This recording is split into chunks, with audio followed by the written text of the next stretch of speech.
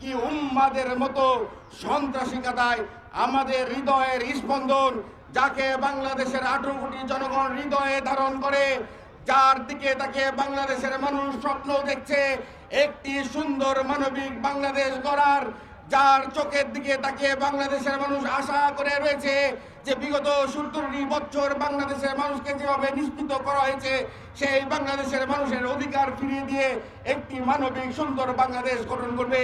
সেই বাংলাদেশের জননন্দিত জননেতা, বাংলাদেশের হৃদয়ের আকাঙ্ক্ষা, বাংলাদেশের লাল সবুজের পতাকায় যে নেতাকে আমরা দেখতে পারি, সেই নেতার ব্যানার ছিঁড়ে ফেলে। আমরা সুস্পষ্টভাবে বলি, কুত্তা পিটাতে হারাম লাগে না, টোকাই পিটাতে হারাম লাগে না। মানবিক ছাত্র নেতা হিসাবে, একটি দায়িত্বশীল ছাত্র সংগঠনের নেতা হিসাবে আল্লাহর কসম, আল্লাহ সাক্ষী রয়েছে, ধৈর্য নিয়ে আছি। আইনের প্রতি শ্রদ্ধা নিয়ে, বাংলাদেশের জনগণের আকাঙ্ক্ষা প্রত্যাশা নিয়ে রাজশাহী বিশ্ববিদ্যালয়ের শিক্ষার পরিবেশ সুষ্ঠু রাখার জন্য খোদার কসম ধৈর্য ধরে আছি। ধৈর্য যদি বিচ্যুত ঘটে, বাংলাদেশে কারো শরীরে মানচিত্র রাখবো না।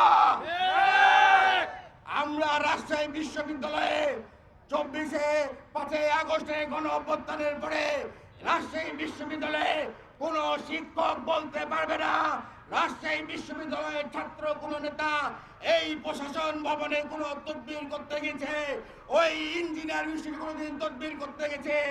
অথচ আমরা দেখি গুপ্তর মতো করে রাতের অন্ধকারে এই দুর্নীতি প্রবণ বিশ্ববিদ্যালয় প্রশাসন কখনো চাকরি নিয়োগ দেয়। সকালে ঘুম থেকে উঠে দেখতে পারি যে একে নিয়োগ দেওয়া হয়েছে। আরে ভাই, তুমি নিয়োগ দাও, এতে কোনো আপত্তি নাই। তুমি বাংলাদেশের মানুষের আকাঙ্ক্ষা প্রত্যাশা ধারণ করে সার্কুলার বিজ্ঞপ্তির মাধ্যমে তোমার বাংলাদেশের মানুষের চাকরি নিশ্চিত কর্মসংস্থান ব্যবস্থা, তোমার সমস্যা কোথায়?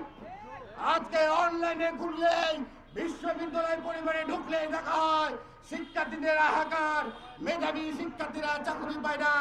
একটি বিশেষ রাজনৈতিক দলের ছাত্র নেতা হলে বিশ্ববিদ্যালয়ের শিক্ষক হিসেবে নিয়োগ প্রদান করা হয়। ধিক্কার জানায় এবং হুঁশিয়ারি করে বিশ্ববিদ্যালয় প্রশাসনকে বলতে চায়, অনতিবিলম্বে 24 ঘন্টার মধ্যে এই মানসিক ভারসাম্যহীন উম্মাদ সন্ত্রাসী সালাউদ্দিন আহমদের সুচিকিৎসার ব্যবস্থা গ্রহণ করবেন। যদি 24 ঘন্টার মধ্যে তার মানসিক চিকিৎসা প্রদান না করা হয়, আমরা ভেবেই নিব এই বিশ্ববিদ্যালয় প্রশাসন, এই বিশ্ববিদ্যালয় উপাচার্য এবং 2 উপাচার্য দ্বয়ের প্রত্যক্ষ পরোক্ষ নির্দেশে আমাদের বিএনপির ভারপ্রাপ্ত চেয়ারম্যান জনাব তারেক রহমানের ব্যানার ছিঁড়ে ফেলা দেওয়া হয়েছে।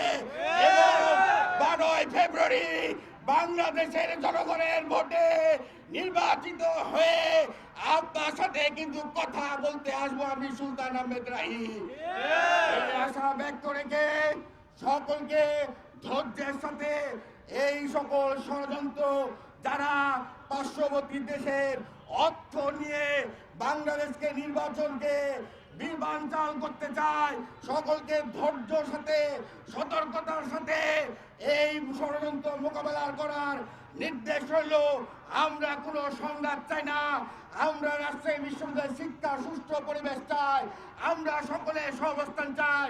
আপনারা যারা ছাত্র দলের নেতৃবৃন্দ রয়েছেন, আমরা জানি আপনাদের সকলের হৃদয়ে রক্তকরণ হয়েছে, তবু ধৈর্য ধরে সকল আপনারা বড় রাজনৈতিক ছাত্র সংগঠন হয়ে দায়িত্বশীল আচরণের জন্য ধৈর্য নিয়ে সকলের সহাবস্থান নিশ্চিত করার দায়িত্ব নিয়ে আমরা এই আহ্বান রেখে আজকের এই মানববন্ধন এখানে সমাবেশ ঘোষণা করছি।